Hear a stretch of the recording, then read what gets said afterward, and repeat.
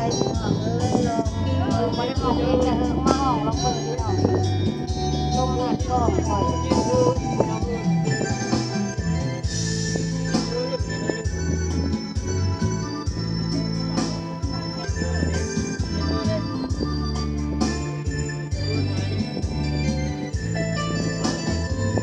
ท่านนายสิหนี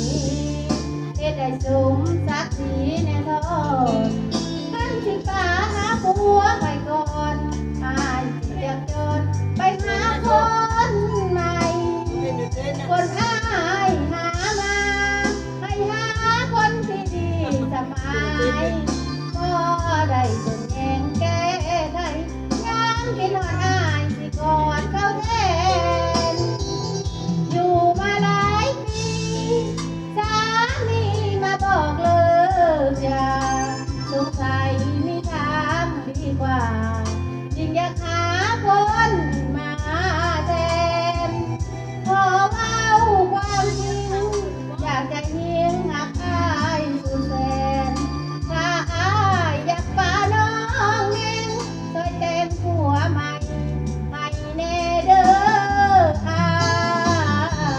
ย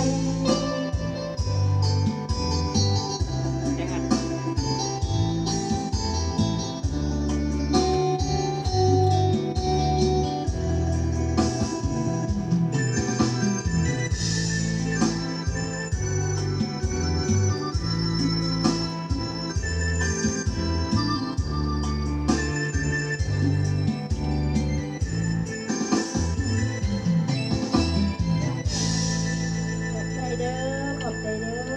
ขอบใจที่เขามาติดตามกดไลค์กดแชร์ให้นะเด้อ